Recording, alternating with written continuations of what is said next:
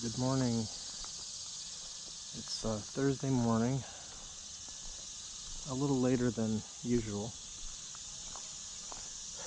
I had some stuff going on this morning, but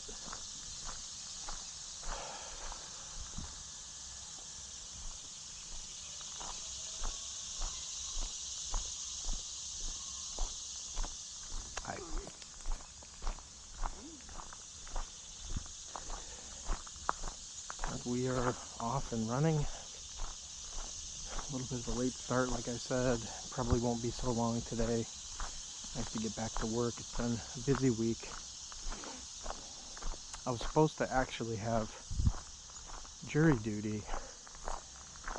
Well, I was on jury duty, I guess, for 3 weeks, scheduled for it. This week, last week, and next week. But it turned out that I didn't have to go any of those days.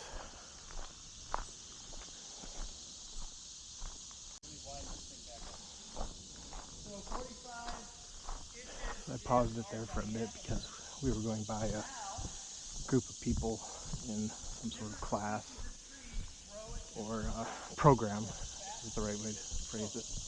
Didn't want to disturb them. It's kind of busy here. I think there's someone else coming too. This is one of the reasons I don't normally come here.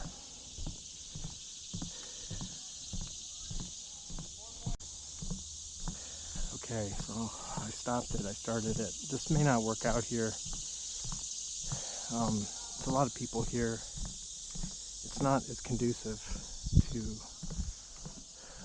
the dialogues, like what we've been doing here, the discussions, monologues, whatever you want to call it, inquiry. Because I don't want to be doing that while we're passing people, so this may not even pan out today. There's this particular side of Penguin. There's sort of two sides, or when you is sort of the trail most people take. It's short. It's just a little short loop. It's nice, and I've come here so many times, but I think this is not the right place for the kind of discussions that we've been having. But I'll see what happens here, and maybe we can make something of it still as we get deeper in here. But I don't know. I think maybe today it's going to be a lighter day because of all these interruptions are not conducive for what we're trying to do. But maybe we can just take a walk. I mean, we don't have to go into anything heavy. We can just enjoy the walk, which is what I'm doing. It's a bit hotter today, and this is why I'm sort of here in the woods. I thought it better to be in a wooded area because the sun is a bit intense, and it's kind of a muggy day. It's kind of a cloudy day, but still the sun is there. Not cloudy, hazy. It's a little bit hazy, but right now the sun is shining, so it's in between clouds and heating everything up. And again, the sounds of summer are all around. The cicadas, I hear a lot of cicadas now, which become very active in the heat. And it's the sound of summer, the constant drone of cicadas is something that I always notice and pay attention to. No, I haven't always paid attention to it, but I've always noticed it. But it's just like this constant drone that you hear in the trees that waxes and wanes. You'll hear, they must be synchronized, and you'll hear it go down, and you'll hear it go up and down, and another one joins in, and then goes off, and it's like this symphony of cicadas that are announcing their presence and doing whatever they're doing for whatever purpose they're doing it. I don't even know. Those are mysterious things to us. What other animals are doing and why they're doing it, and I don't think they don't think of it from why. It's interesting that we always want to ask why, because when we do something, we like to think there's a purpose. to everything we do. And when we say, why do you do that? You're asking for that purpose. It's possible to do things without a purpose, without a declared purpose, right? And even when we examine the behavior of other animals, insects, and all that, I always, like scientific articles will say, this serves this purpose, this evolutionary trait or whatever. They come up with like the reason for it being there. And as if it was designed for that reason, or like that the reason came first and whatever it is came next. And nothing is ever, nature doesn't work that way, right? It doesn't come up with a plan and then execute that plan. We do.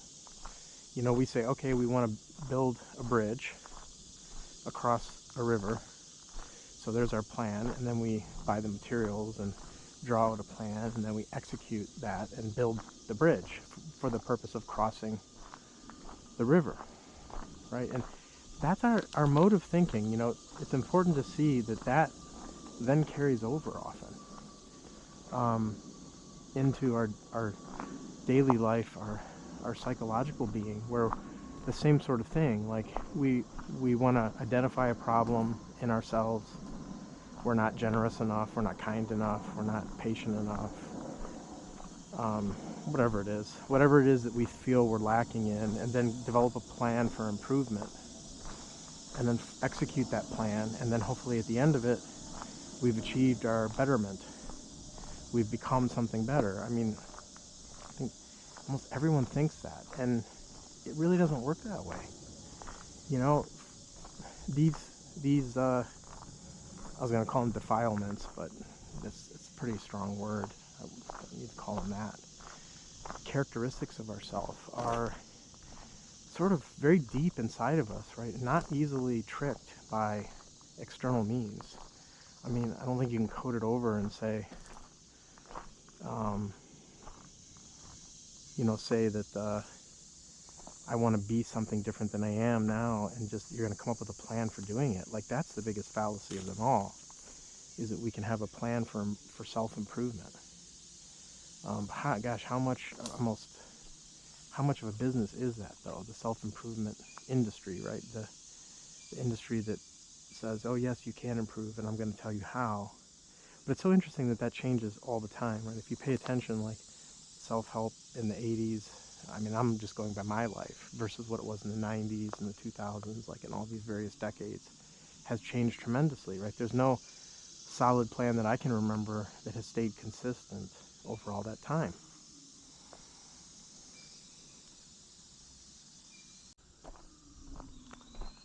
But this idea of self-improvement has stuck with us.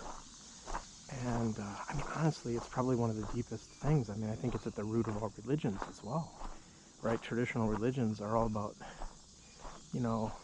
all the bad things that you do now, but if you join our religion and follow what we believe, you'll become better, right? That's at the basis of almost that's kind of what religion is, right? Traditional religion. I always differentiate than what I would call true religion. Traditional religion is very much based in this belief that there is a way for you to be saved, right? What does it mean to be saved? In Christianity, that's a common term. Or to be enlightened, right? There's a verb always. Not a verb, I guess it's a state. Enlightenment. To be saved. Saved is you're not saved now, but you will be saved. And then if you do certain things, right? If you follow the rules. If you don't follow the rules, then, you'll go to a bad place. Not be saved, right? And it's just interesting that is so ingrained in our being, our consciousness, that we take that for granted as being true. It's one of the things that's so hard for us to eradicate. And it all comes from this idea that we are somehow this self that can be improved. But we never really question what the self is. Do we see that self? What is the self that is going to be improved? It's the biggest question of all. And it's a question a lot of people don't ask.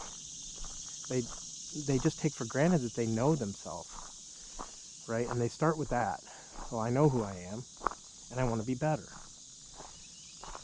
But it's like all things, like they don't really, right? They don't really know themselves. If they did, this whole notion of self-improvement would fall away, because you would see that the self is not something to be improved, and what it actually is, right? Which is a bundle of memories that we've accumulated that can't be erased.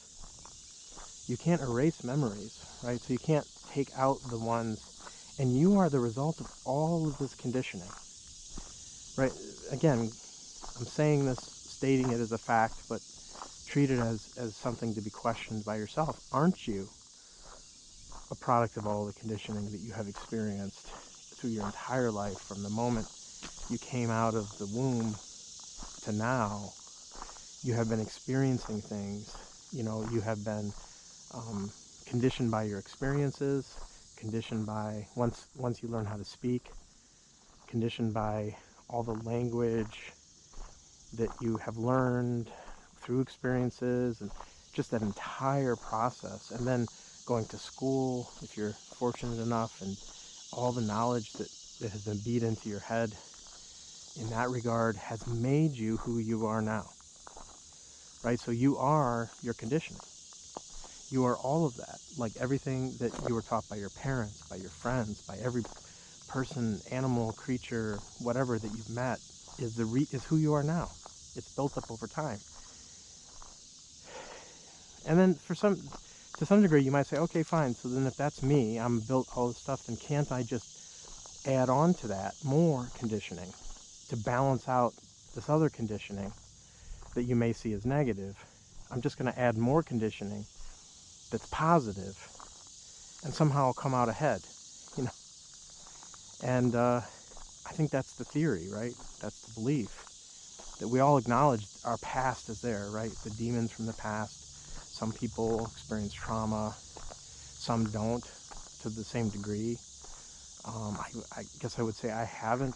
I can't say that I've ever, I haven't experienced any abuse that I recall or remember from being a child, or from, even older. Like, I've had a lot of stressful times, a lot of, arguments that I've had here and there, isolated things, but I would never classify any of that as traumatic experiences or even abuse. And I guess I can count myself fortunate in that way, and a lot of people are not that fortunate, and they have experienced all those very severe things, which has shaped them. There's a guy on the internet, I think his name is Big Daddy. He has these really funny videos that I like to watch, where he comments on other TikToks and videos and things like that, and he has these humorous commentaries. But today, I just happened to see on his channel something very sobering. Like, he talked about how he revealed something about his personal life that he'd never revealed before, and said he was getting a car for the first time in his life from his son. And people were questioning, well, and apparently he doesn't drive. He doesn't know how to drive. And he said a lot of people were asking him questions about that, and he's like, I know a lot of you don't know my story, so I'm going to tell you, which I didn't know his story. And so he went into the story and said that apparently when he was younger, he said, first of all, my family didn't have a lot of money, so we never had a car growing up. So that's part of it. And then he said when he was, I don't know, was it 18? He was violently attacked, had his throat slit, and died twice, and was brought back to life. So I don't know if his heart stopped twice and they had to resuscitate him or whatever that is. And he's like, and so as a result of that, I have PTSD and agoraphobia. He hardly ever leaves his house. He said for all these years, he has a fear of being outside, a fear of being around other people because of the trauma that he experienced. Right? But he says, I don't want my children to be that way, so we try to give them different opportunities and, have them, he's like, isn't that great and all that. But it sounds like he still suffers from these issues, from the trauma that he experienced, severe trauma, from basically having someone attempt to kill you, right? And I can't imagine what that's like. I don't think any one of us knows what that's like unless you experienced it. And he's still dealing with it. And he's, you know, he's about my age. So, I mean, this has been going on for, 30 years, whatever it is. And it's sad, you know, that this is what it is. But it was very interesting. He was very open about it. He mentioned it. And then that was it. And he said, okay, hopefully that helps you understand. And that was the end of it. And he's got a lot of followers. You know, and I thought about that this person experienced such severe trauma, they can't leave a house, right? And here I am, I'm outside in the exact opposite. I mean, I'm in open spaces, and this is what I love to do.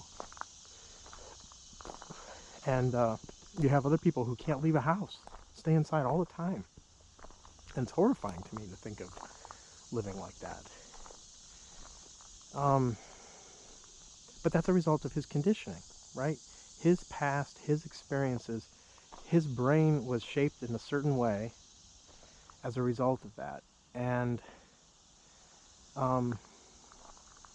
you know, how do you undo that? How do you undo that conditioning? Can you undo that conditioning? I think that's what all of our modern therapeutic techniques, and even you could say religious, and I have no idea what his situation is with regards to treatment or anything like that.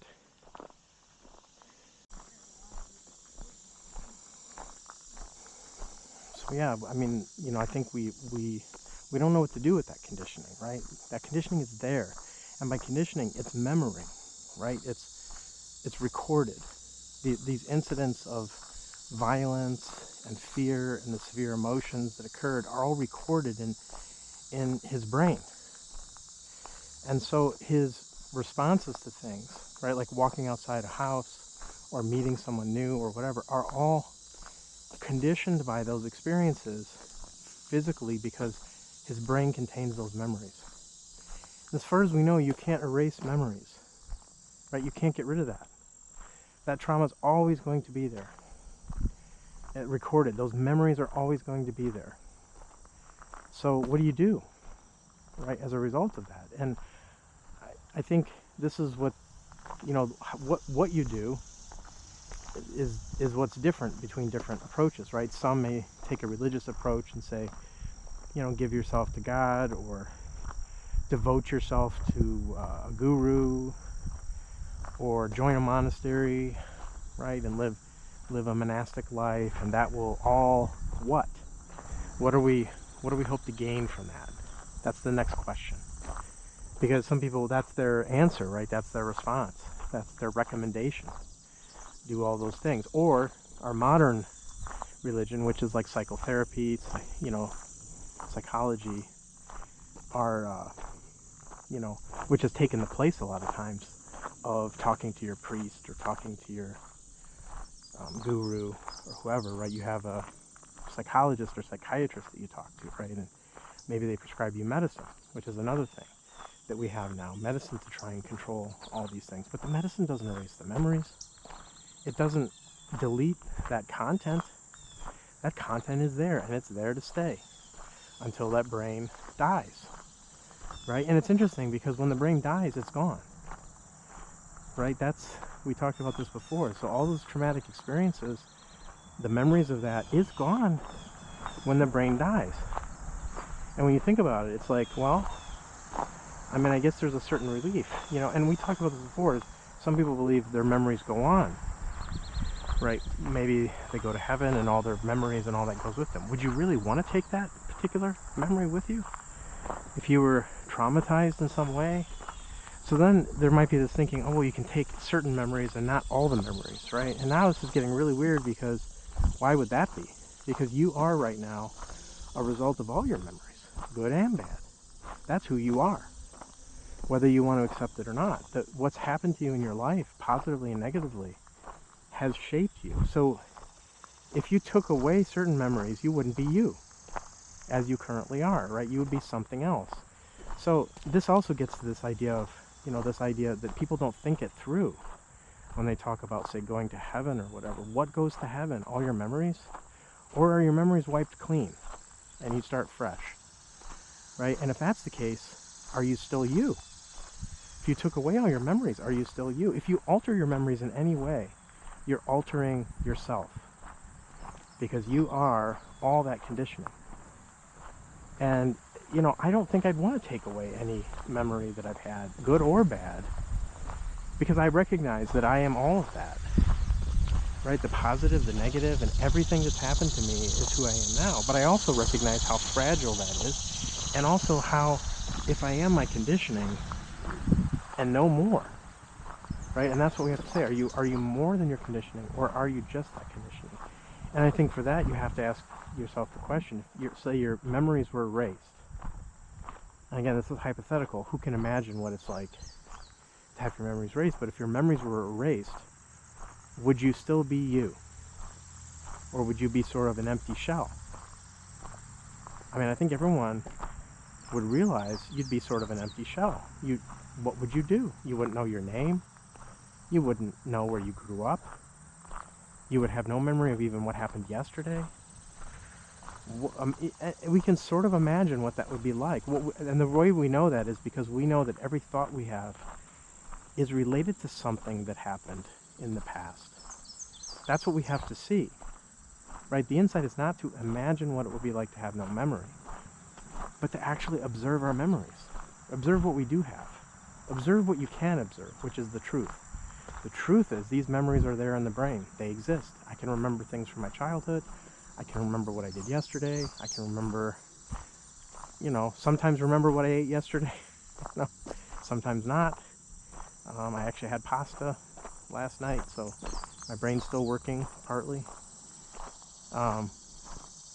With Trader Joe's fire roasted diced tomatoes, actually, which is actually really good, and some vegan sausage. So that was my dinner last night. Leftovers also. The pasta was leftover, which I love leftovers. I often don't have to cook anything myself because my family sometimes cooks and has extra, you know, and we don't all eat together. Maybe we should, but we don't. I'm often out walking, you know, when everyone else is eating, and then I come home later and eat, and I find something left over in the microwave or the fridge, and it's like that becomes my dinner. You know, I live off scraps. And I love it because I don't have to cook a lot of times. You know, it saves me time, and I don't need fancy food. I see food mostly as sustenance. I don't desire a lot of terribly complex foods. Not that I don't enjoy something really interesting or spicy, but like I don't crave it. I don't need it. Just need sustenance for the most part. So anyways, back to who would we be without all these memories? And instead of imagining it, just realize that every thought you have comes from a memory, right? And here, this is something you can observe, right? Don't take my word for that.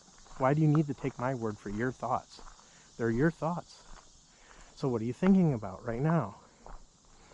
Right? And when you observe your thoughts, you see that you're thinking about, well, I mean, even language, right? Every word that we're hearing is like a memory from the past.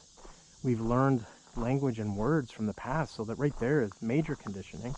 All comes from the past. If you lost your memory of words, you wouldn't understand language, right? You were taught that at some point in time. So imagine just right there, you lose your ability to speak and to understand. You would hear sounds, but you wouldn't know what those sounds meant. So that would be a shift in your consciousness right there.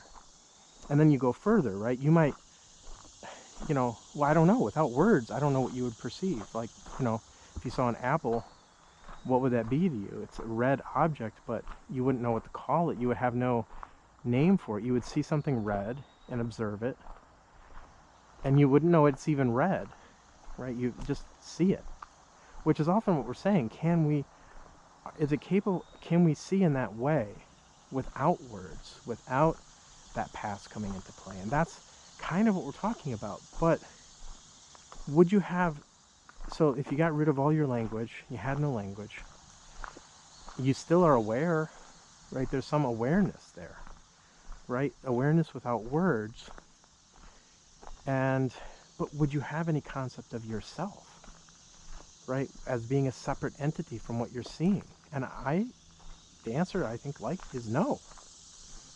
I think that's where the self lives, within your memories, right? You have this idea of being a unique individual because you've been told you're a unique individual your whole life. You have body awareness, right? You have somebody gave you a name, has called you that name long enough that you respond to that, and you just go into it. How many things, what is it that makes you you? You know? And you would have no knowledge of where you went to school or where you grew up, so like, all that's gone, right? And it's fascinating to think about and to imagine. And I think that's an interesting starting point, but that can't be the end of it, right? Because you're imagining what it's like. But by observing this, though, we are seeing the importance of memory to thinking. And that if we didn't have that memory, it would certainly alter our thoughts. And then we're only left with the question, what is left when all that's taken away? And the reason we even went into this, right, is we're talking about when we die, what part of us goes on. Do these memories go on, including the traumatic ones or not? And that's why we're going into it, because if we think that the memories are stored in the brain and not somewhere else, then when the body dies, the memories die. But I guess some people just still believe that those memories go on somehow, but they also must acknowledge that they're stored in the brain. I mean, science sort of knows that. I mean, we know that older people can lose their memory, or even people with traumatic brain injuries can lose their memories because of physical damage to the brain. And we can also see that damage to the brain alters your thinking. You know, you may not be able to speak anymore, right? Or you may lose your memory, amnesia. Or there's so many ways in which physical trauma can affect our psychological being that we should understand. You know, another thing, when they open your head up, like, doctors, and they poke on certain parts of your brain, you may feel sensations like heat or touch in a certain part of your body when nothing's touching it, because they're activating parts of your brain related to that. So the brain is certainly related to cognition, to perception, memory, thinking. I can tell you, though, I have talked to people who just deny that. One person once said, "Oh, that's not true. There's experiments where someone had a severed spinal cord, and it was shown that they still were able to speak and do things and remember, but there was some in their brainstem or something. They found some disconnection or something, and they were trying to use this as evidence that somehow the brain is not the source of thought." It was a very odd thing, because first of all, I have no idea if what they were referring to is true. It's not my experience. I think there's overwhelming evidence to the contrary. But again, this is what happens when you debate something with somebody, right? Everyone has their favorite set of evidence they use to support their bias, whatever that bias is, right? Whereas the fact is indisputable. Fact is not belief. And the fact is, observe your thoughts, right? You don't need somebody to tell you. You know that your memory plays a crucial role. And you may not know that it's stored in the brain. I guess that's something you wouldn't immediately know. But there's so much studies that have gone into that this is also where science and whatever you want to call this, spirituality or religion, truth, search for truth in all of its forms, cannot be apart from each other. You must integrate what is known about the physical world with whatever else you may be onto in the psychological or spiritual realm. They can't be distinct things. They can't be separate. You can't have scientific truth and religious truth being separate things. It never made sense to me, ever, growing up. It's always been a source of contention. It's always been a source of dissatisfaction for me, for any traditional religion, because I'm like, well, I know all this stuff in science, and it doesn't, what you're saying doesn't really comport with that. So it sets up a conflict between scientific thought and religious thought. And I always felt, whatever true religion there was, right, can't be disconnected from that. It has to be whole. Truth is truth, whole. What we experience in this world through the physical world, our understanding of causality, which really is what science is all about.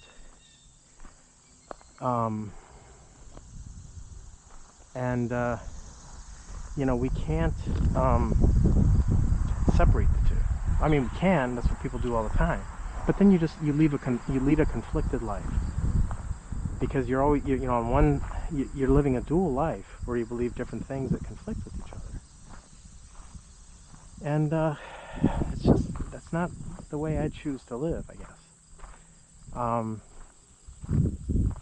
So all these things go together, I guess, to, we look at our brain, memory, thoughts, what's all this about, and trying to bring it all together. And I'm trying to unwind this to where we were earlier, which I'm already forgetting where we started with this whole adventure, but I know we were talking about memory and thinking and traumatic experiences and our identity and who we are.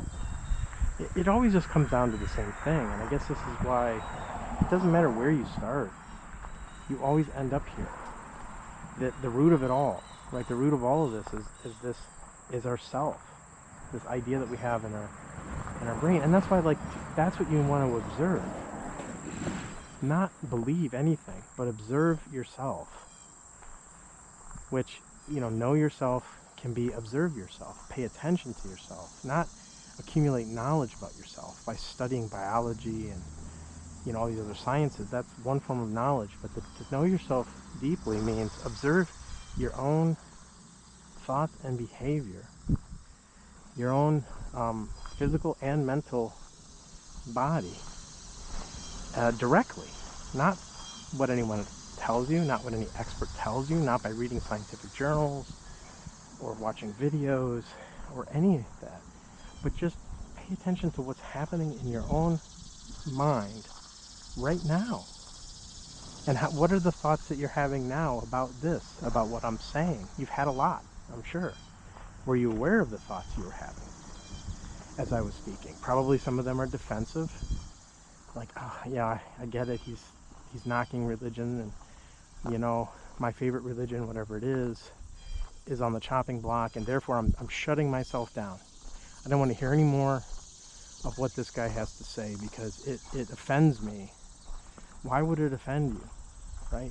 If you had unshakable belief, nothing should offend you, right? Nothing I say should matter at all.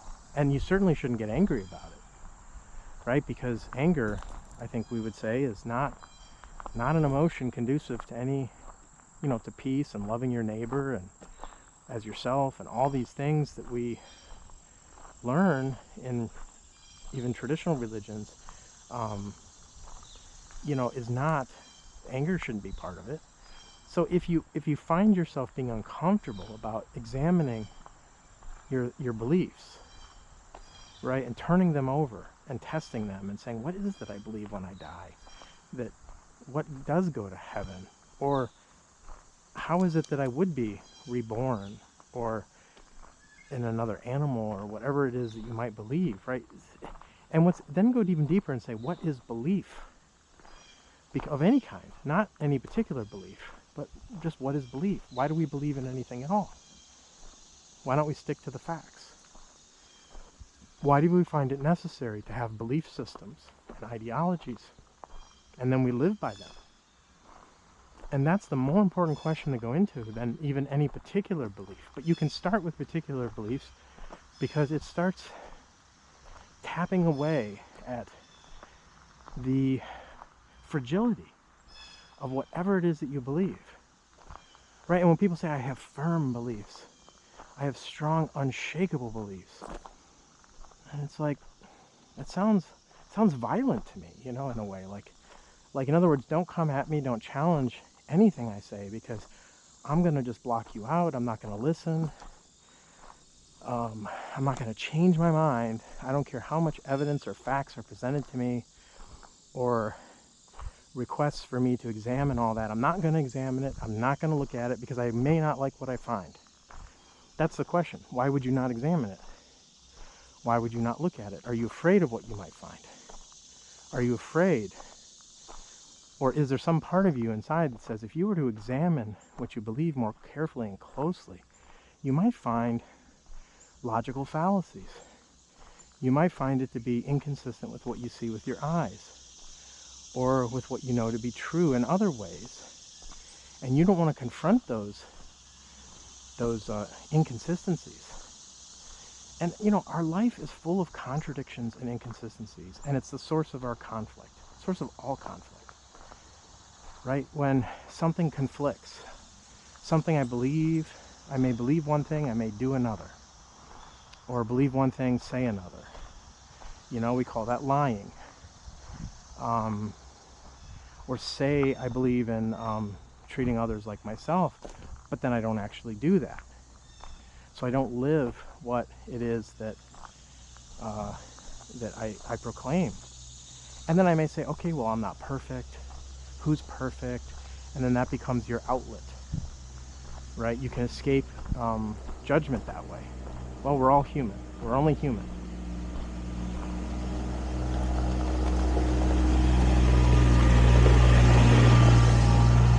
So then it's like, okay, so you make mistakes. We're all sinners. We all have flaws. Wait, there's an escape hatch for everything.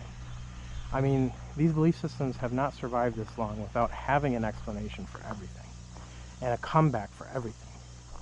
Right? Everything you can possibly say. And I like I said, growing up in one of these religions, I know how that works. And it's clever. Right? But it's like, maybe well-intentioned, right? I mean, I don't want to attribute maliciousness to any of this. It's like this is done because people are afraid and need security. And these are ways in which they can have security by saying, I will explain to you how everything is. If you just believe firmly, with absolute unwavering faith, you will be saved. You will have no more pain, no more suffering. But very often it's like, well, will that end in this life or the next one? And often it's the next one. You will suffer in this life, but the next one will be better. Well, that's a very strange thing too, because it'd be much better if suffering could end now. Not in the next life, but now. Why can't we end suffering? The suffering that makes you want to be reborn, or makes you want to go to heaven, because there's something happening now you don't like, that you're afraid of, that makes you suffer or experience pain or whatever it is, trauma, and you want to wipe that away. And the only way you see to do that is by starting over in like heaven or another life or wherever it is. But what if somebody says, maybe there's a way to end it now? Not when you die, but while you're alive, vital, strong, still with it, still have memory, still. Is there a way to end it now? And by end it now, we could say that's a shift in consciousness, right? Is there a way to see the truth of all of what we're talking about such that it becomes true? It not becomes true, but it is true, and there's no illusions anymore, no contradictions anymore between what you see with your eyes and your ears and know to be true and what you may believe in your mind. And there's some bees on a dead cicada down there. I was about to kick it. I thought it was still alive and I was going to help it, but it's dead. Speaking of death. So that's death, right? And the ending of all this. But can that happen now, not when the physical body dies? Can there be sort of psychological death, which is an ending of all the suffering and trauma and all that, by just seeing the truth of it all, the truth of what suffering is, where suffering comes from, why do we suffer?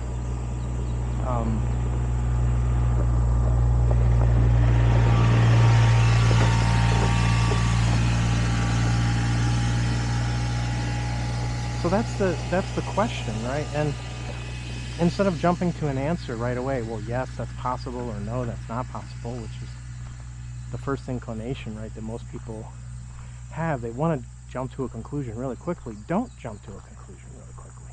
Let that question sit.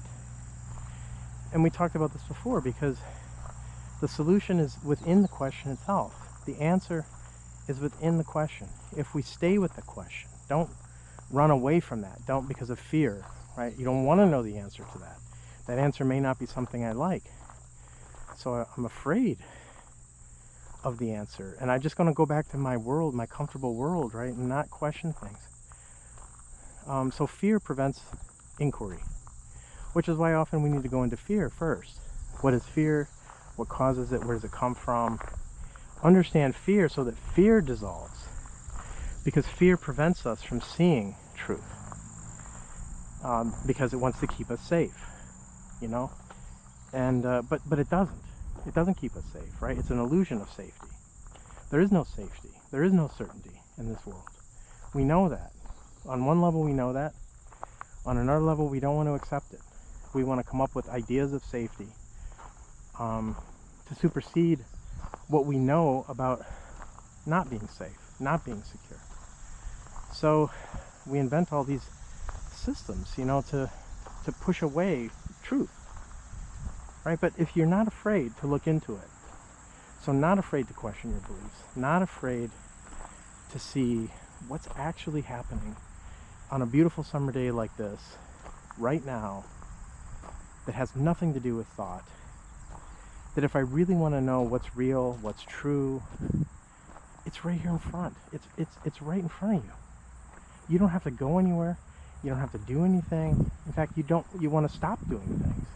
It's the doing things that gets you into trouble. Because doing things comes from thought, which is a troublemaker, right? Because there's always a motive behind thought, to gain something or push away or whatever it is.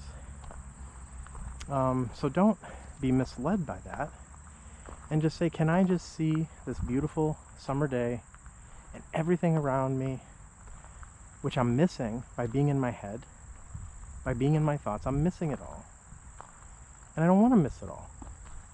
And I think I've mentioned at the start of this video that I feel like in many years I missed all this. I missed summer days. I knew they were happening, like I was aware that we were in summer by looking out a window from an office or from wherever I'm busily working or whatever, and thinking, well, I have more important things to do. I have to do those things, so it'll have to wait. And then before I know it, fall is there, and then the same thing happens in fall, and then there we are in winter, and I'm like, where did the summer go? Where did spring go? Because I wasn't paying attention to these things. I was aware vaguely that we were in the season of summer, you know. Oh yeah, so it's probably warm out, but I'm stuck inside and I'm not living. And this is something that's different now because I live every day. You know, I make sure that every day I step outside, I go for a walk.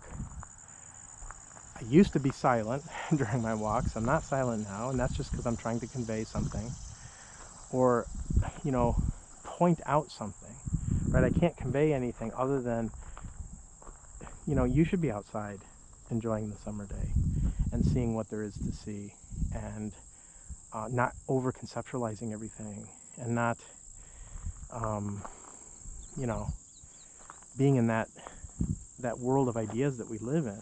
Get off your phone, right? I mean, and get into the world. We're losing our reality, our truth, because we're living in worlds built up of ideas that are collapsing, that are not real. They're wisps of smoke, but we take them as real. This is real. This is reality. Everything around us, the ground under our feet, which my feet feel the ground. You know, gravity, thankfully, is keeping me tethered to the ground. Do you feel gravity? You know, are you aware of gravity? Like that force that's keeping you from flying off into space? And are you aware of your presence, right? Some people like to call this mindfulness, but we don't have to give it a special word. It's just awareness of what's happening, right? Awareness of who you are, paying attention to who you are. It's funny, I hear that phrase all the time, pay attention, in just normal everyday speech.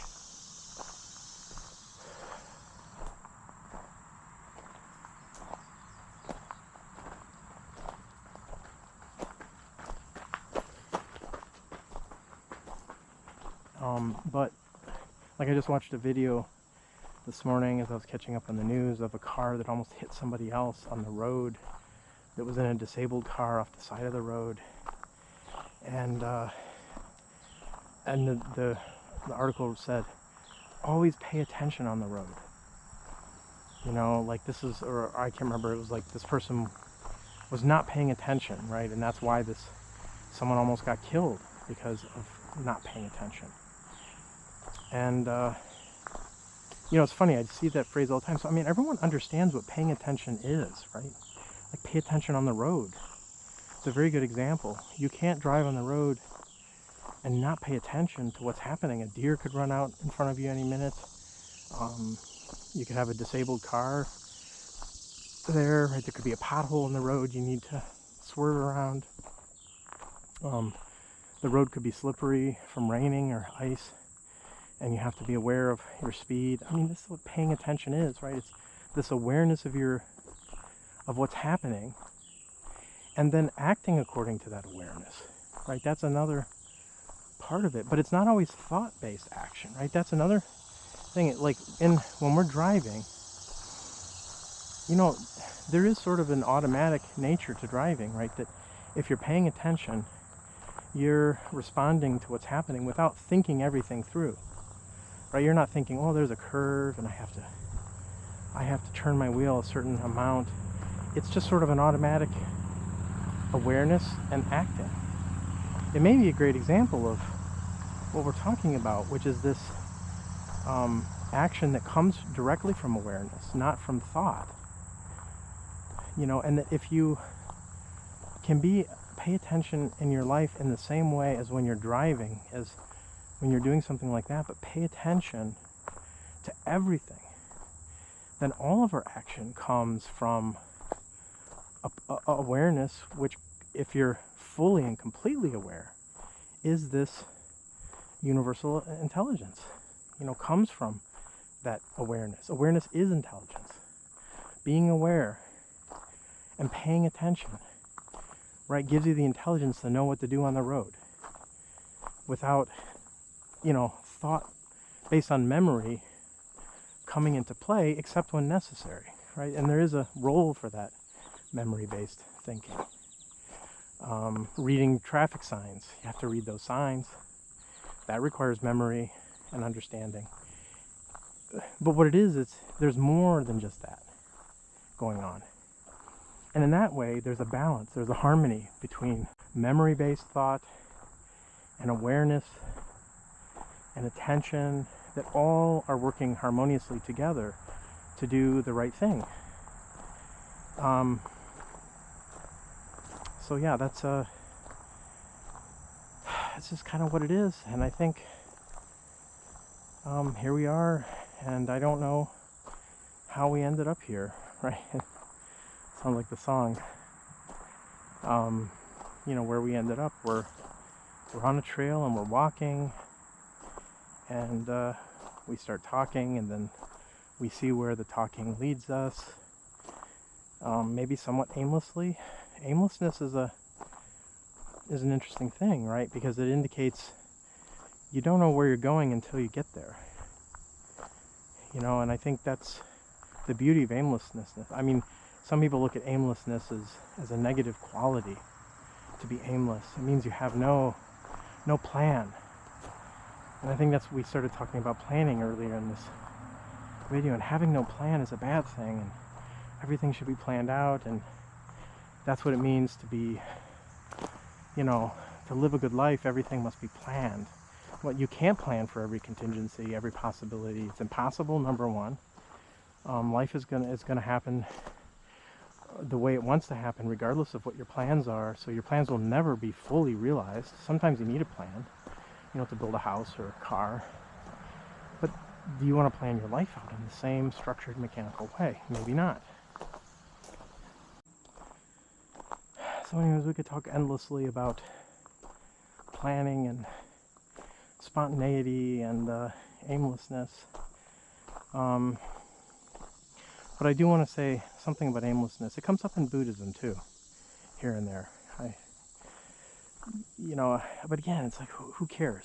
It doesn't matter. It's coming up in our conversation now as we go into our own life and our own behavior. And that's what's important. Not that somebody said it 2,000 years ago, or said it or didn't say it. Who knows? And who cares? Let's examine who we are now. Let's forget all that. It doesn't matter. What matters is where we are now, who we are now, our own observation of our own thoughts. And that's that.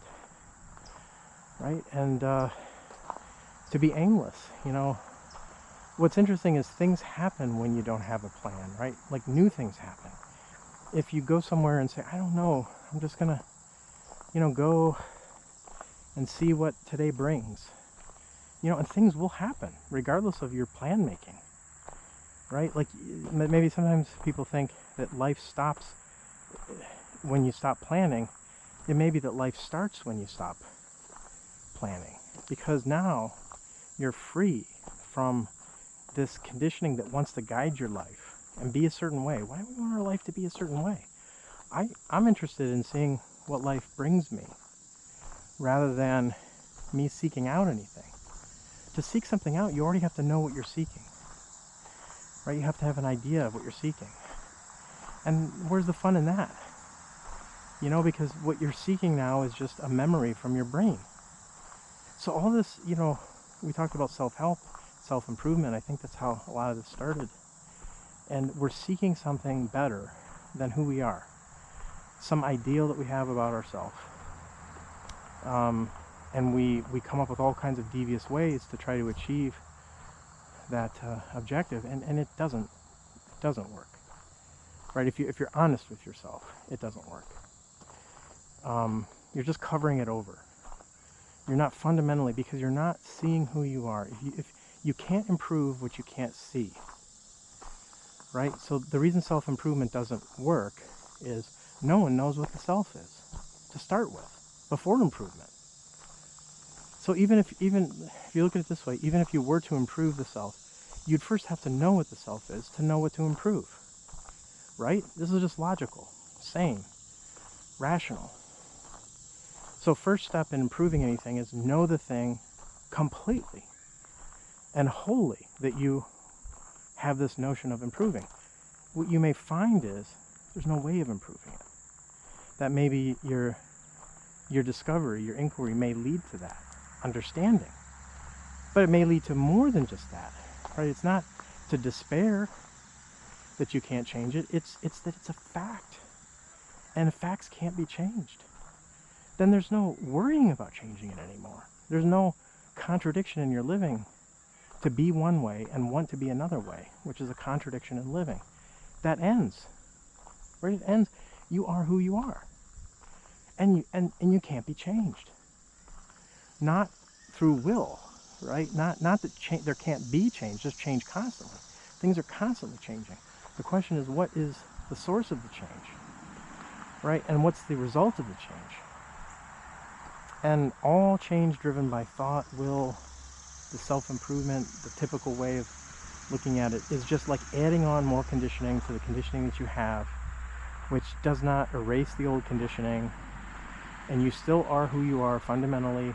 You may have shined up the exterior a tiny bit and make yourself appear to be different, but fundamentally, internally, where it matters, you're the same as you always were. And that's a truth that you don't probably want to see, especially if you spend 20 years doing something that you thought was improving yourself.